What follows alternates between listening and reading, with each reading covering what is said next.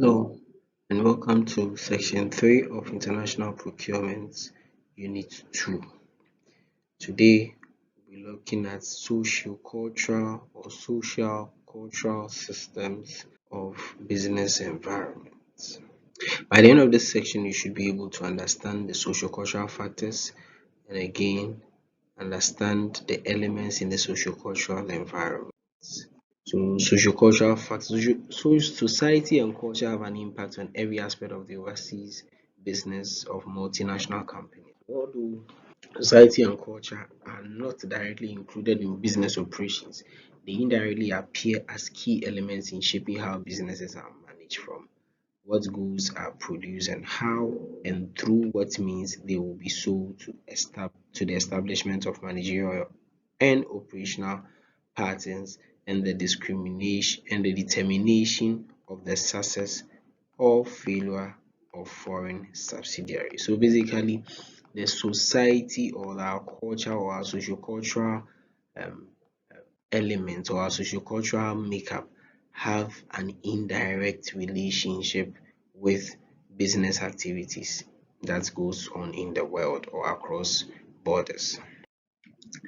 So differences in attitude, values among managements of a parent company and expatriate managers at the subsidiary level, on the other hand, and managers and employees in a host country, on the other hand, can contribute to serious functional problems. So basically, the attitude, the values of the stakeholders of every business have a long way of affecting the business positively or negatively. So let's look at some elements of the sociocultural um, systems. So some of the elements, as we already mentioned, in culture, in the definition of culture, to be the way of life of a group of people.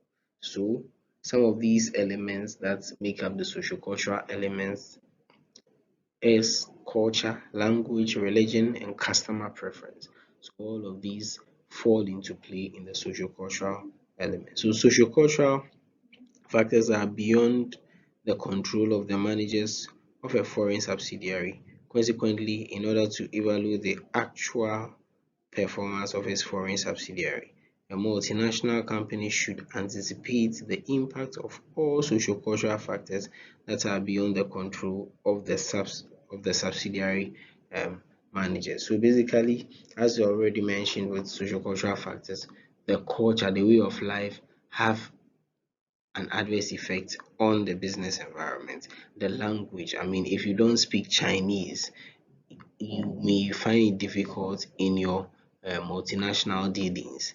Religion, there are different views about religion.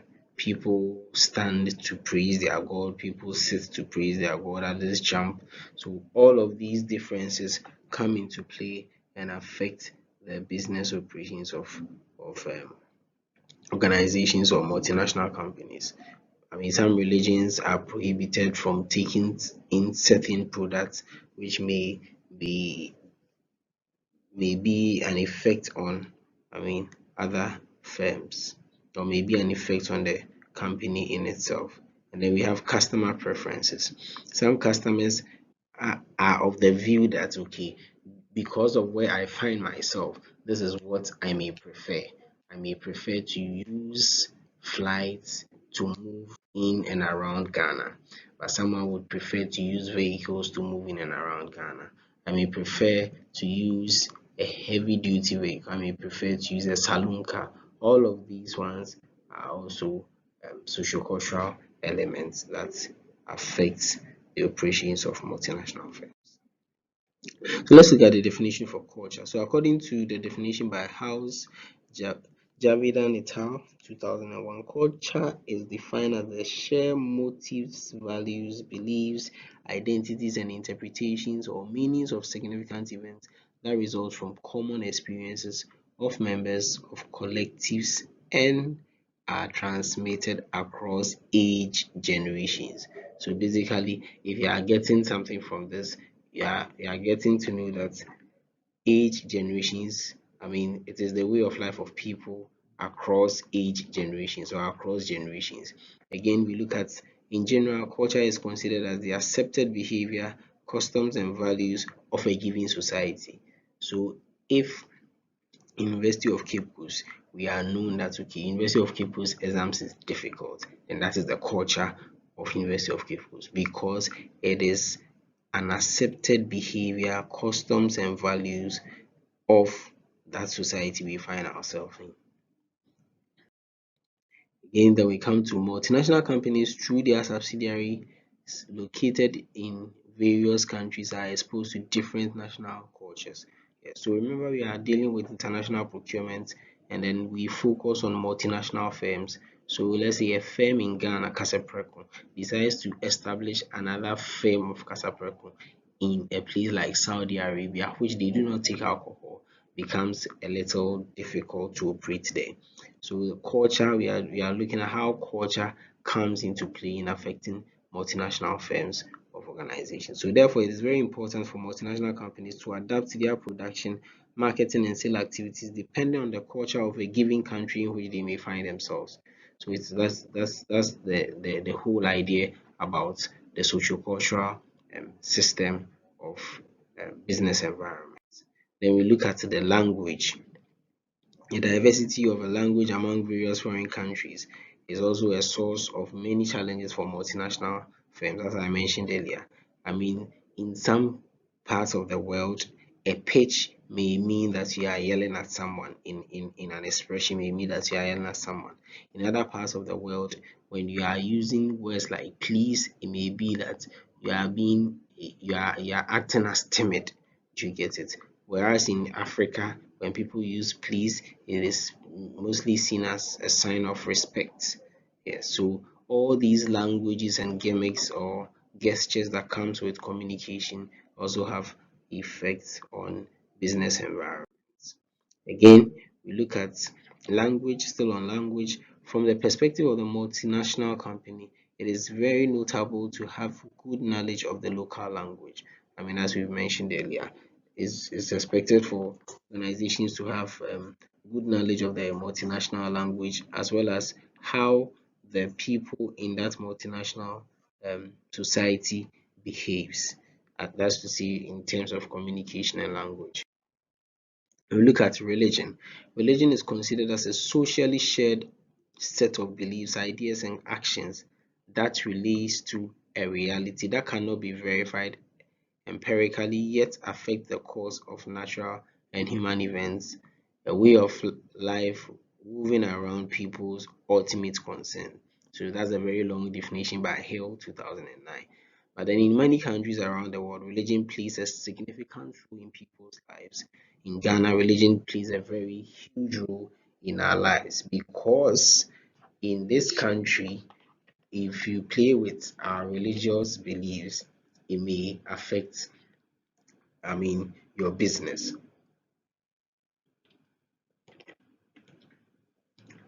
For example, if you decide that you are going to use Saturdays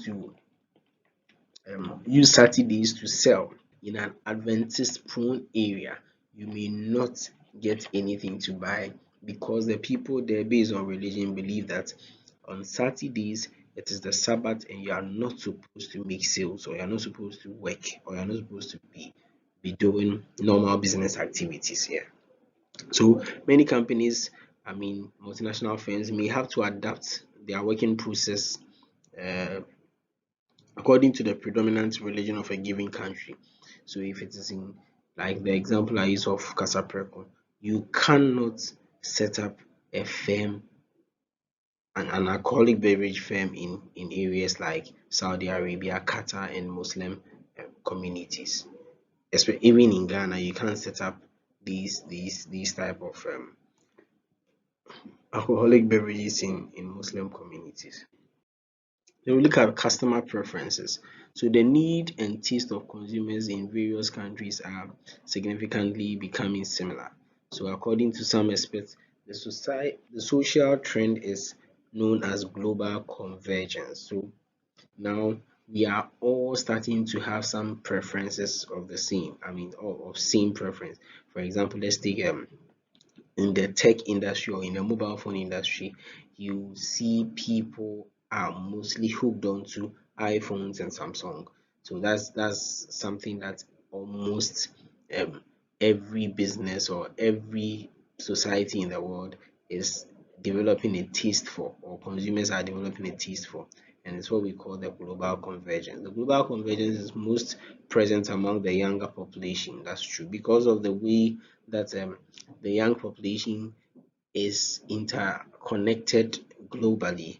We tend to have someone buys an iPhone in US, you see it, you are in Ghana, you may also want to have some.